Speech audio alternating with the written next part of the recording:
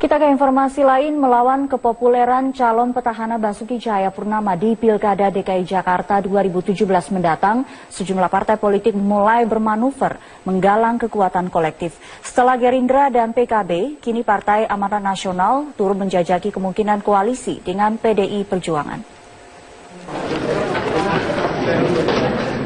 Komunikasi politik yang semakin intens diperlihatkan sejumlah partai politik jelang Pilkada DKI Jakarta. Partai Demokrasi Indonesia Perjuangan dan Partai Gerindra bahkan sudah terbuka untuk membangun koalisi di Pilkada DKI mendatang. Kedua partai yang sempat bersiteru pada Pilpres 2014 lalu ini menyamakan visi dan misi mendukung calon gubernur. Tidak hanya dengan Gerindra, komunikasi politik gencar dilakukan PDI Perjuangan dengan partai lain, di antaranya Partai Keadilan Sejahtera dan Partai Amanat Nasional. PAN yang telah melakukan pertemuan dengan PDIP mengaku siap untuk ikut bergabung dengan koalisi besar PDIP dan Gerindra.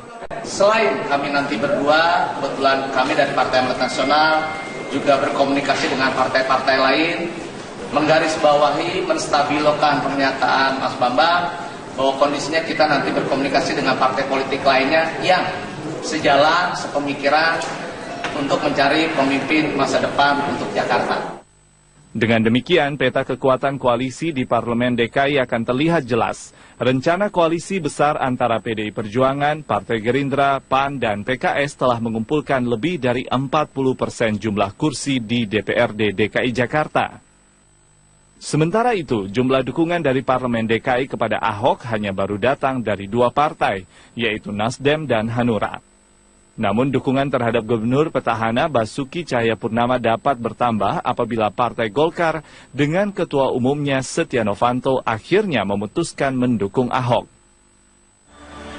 Sikap Partai Golkar yang selalu memuji kepemimpinan Ahok dan kedekatan antara ketua umum Golkar Setia Novanto dengan Ahok menjadi sinyal Golkar akan mendukung Ahok. Ya, sangat berhasil di DKI. Jalan mana nih?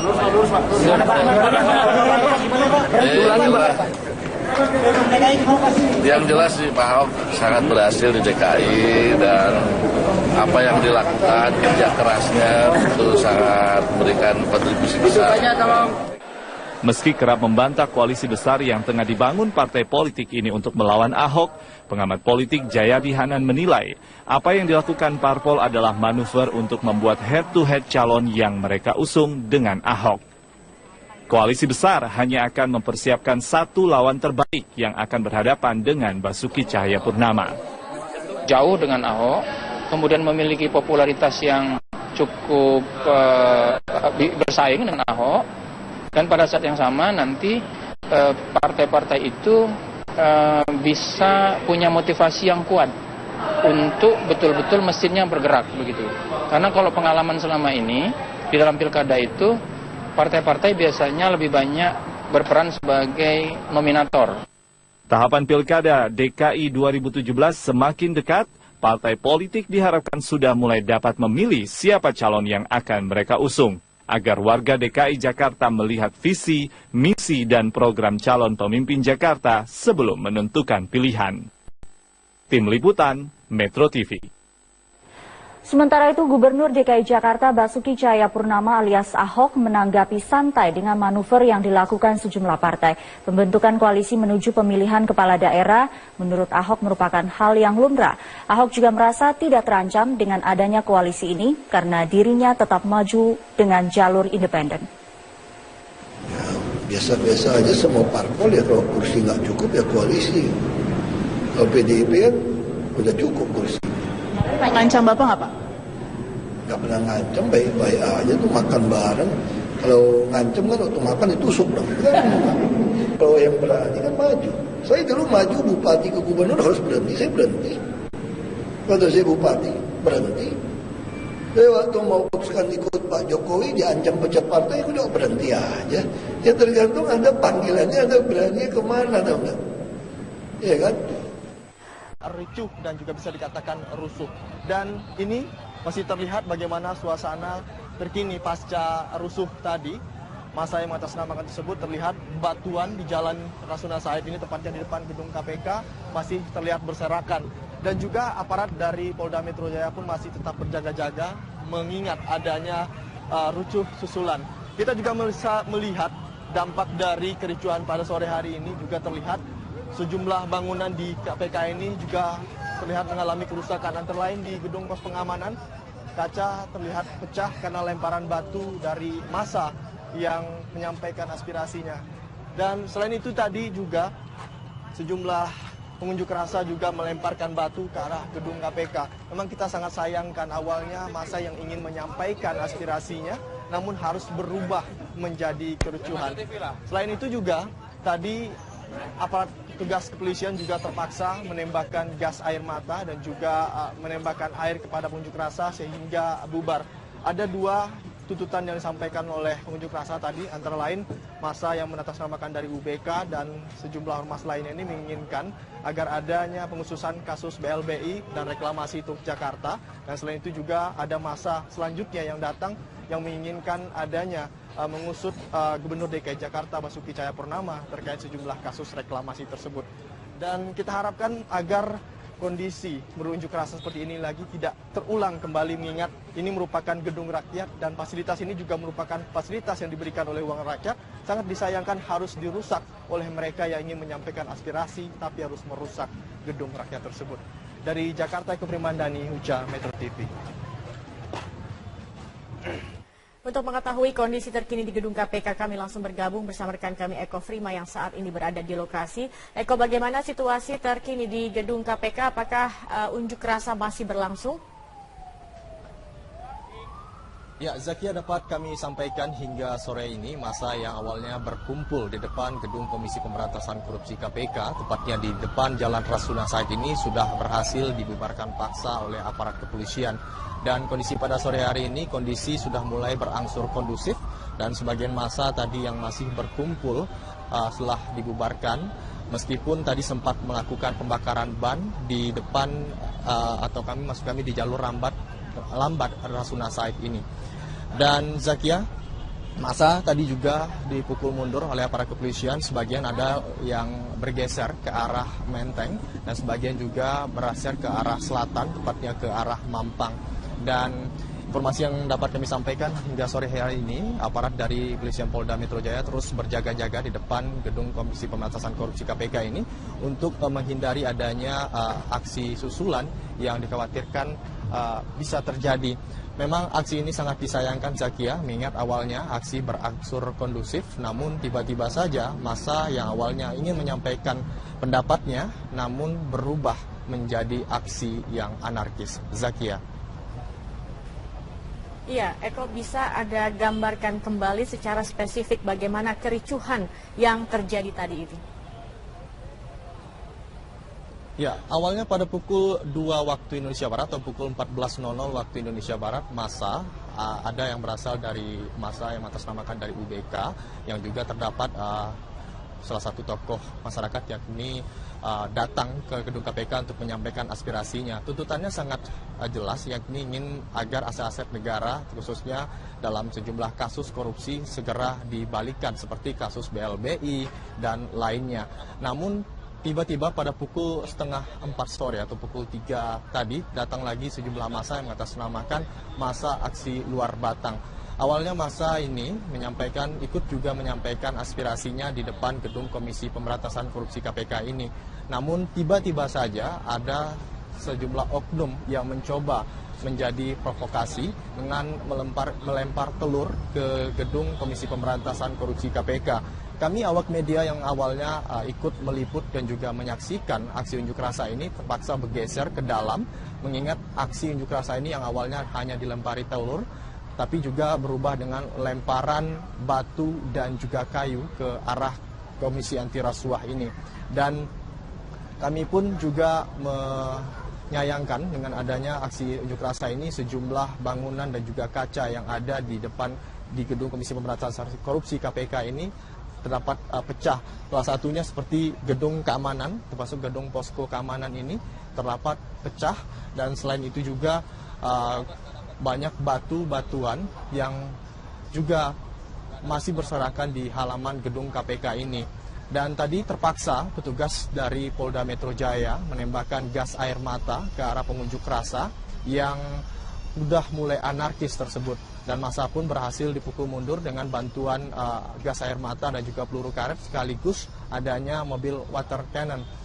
Dan sore ini Zakia, memang sekali lagi kami informasikan jika massa sendiri sudah berhasil dipukul mundur dan tidak ada lagi yang berada di Jalan Rasuna Said ini, hanya beberapa bekas-bekas puing-puing yang bekas terjadinya kericuhan pada beberapa waktu yang lalu. Meskipun begitu Zakia, petugas dari Polda Metro Jaya terus berjaga-jaga, khususnya dari Jatan Ras Polda Metro Jaya juga ikut hadir pada sore hari ini. Zakia. Ya, Eko, terkait dengan pemeriksaan yang dilakukan KPK, apakah Sekretaris MA Nur Hadi sudah datang untuk memenuhi panggilan KPK hari ini? Zakia, diagendakan memang Nur Hadi, Sekretaris Mahkamah Agung, diagendakan untuk hadir pada pemeriksaan hari ini. Namun kenyataannya pada sore hari ini beliau tidak juga hadir ke gedung ke gedung Komisi Pemberantasan Korupsi KPK ini. Hingga sore hari ini memang tidak ada tanda-tanda kehadiran dari beliau, dan selain Nur Hadi juga rencananya akan didatangkan Edi Sindoro, merupakan bos dari Paramount, namun beliau juga tidak hadir dalam pemeriksaan kali ini. Rencananya memang Nur Hadi, Sekretaris MA, akan dimintai keterangan sebagai saksi dalam kasus dugaan suap pengamanan perkara Pengadilan Negeri Jakarta Pusat untuk tersangka Dodi Arianto Supeno. Namun Nur Hadi sendiri tidak hadir pada pemeriksaan kali ini. Diindikasi Nur Hadi mengetahui adanya dugaan suap terkait Pengadilan Negeri Jakarta Pusat ini. Dan selain itu juga Nur Hadi diduga mengetahui ada menghubungi panitra yang saat itu dilakukan oleh Edi maksud kami, dan indikasi inilah yang nantinya akan dimintai oleh Komisi Pemberantasan Korupsi KPK. Namun sayang sekali pada sore hari ini Nur Hadi sendiri kembali mangkir untuk dipanggil oleh Komisi Pemberantasan Korupsi KPK. Dan selain Nur Hadi, KPK juga tengah mencari sopir pribadi dari Nur Hadi yang juga sudah 2 kali mangkir. Hal ini juga dikonfirmasi oleh Ketua KPK pada siang hari ini kepada awak media. Kita masih menantikan, Zakia, informasi selengkapnya, apakah Nur Hadi hingga pukul 6 sore ini atau pukul 7 nanti akan hadir atau keesokan harinya. Kembalikan Anda ke studio, Zakia. Ya, baik. Eko Freemandani, terima kasih atas informasi Anda. Pemirsa, Komisi Pemberantasan Korupsi terus mendalami keterlibatan Sekretaris Mahkamah Agung Nur Hadi dalam skandal suap di tubuh MA. KPK kini masih mencari keberadaan Royani, orang dekat Sekretaris MA yang disebut memiliki keterangan penting dalam kasus ini. Penyelidikan untuk mengungkap skandal suap di Eksekusi terhadap ratusan bangunan liar yang berada di lahan milik PT KAI Daop 4 di Semarang, Jawa Tengah berlangsung ricuh. Akibat kericuhan itu, 7 orang polisi dan sejumlah warga lainnya terluka.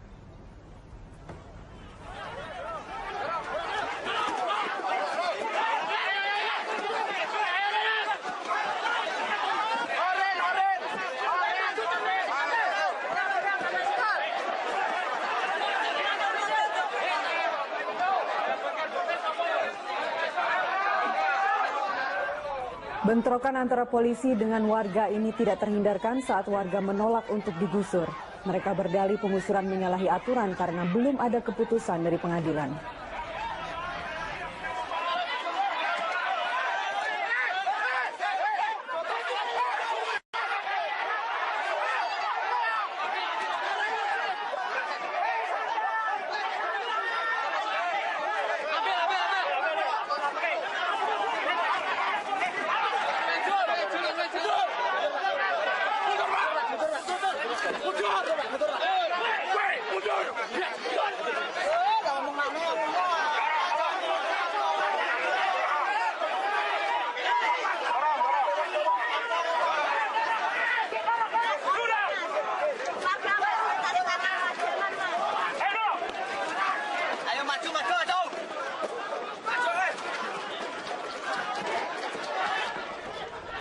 Kericuhan mereda saat Wali Kota Semarang Hendrar Prihadi datang ke lokasi. Akhirnya warga menyepakati 17 rumah yang belum dieksekusi akan dibongkar sendiri.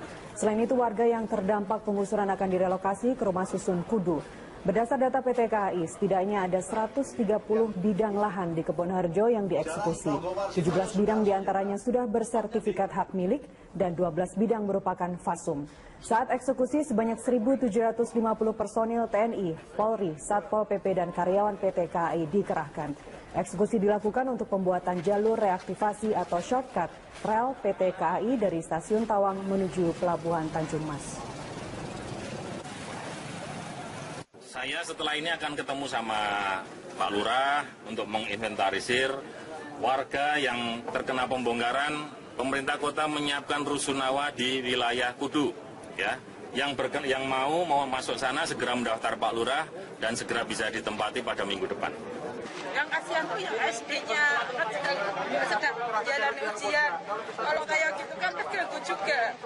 Kok ya udah tegel menurut kasihan. Seluruhnya yang mengamankan kegiatan ini penertiban jaringan jalan reaktivasi kereta api dari Stasiun Tawang menuju ke pelabuhan. Ada 138 KK, namun yang kita tertibkan kurang lebih jumlahnya 70 yang tanpa sertifikat, sedangkan yang bersertifikat masih tetap berdiri tegak seperti yang rekan-rekan lihat. Terima kasih.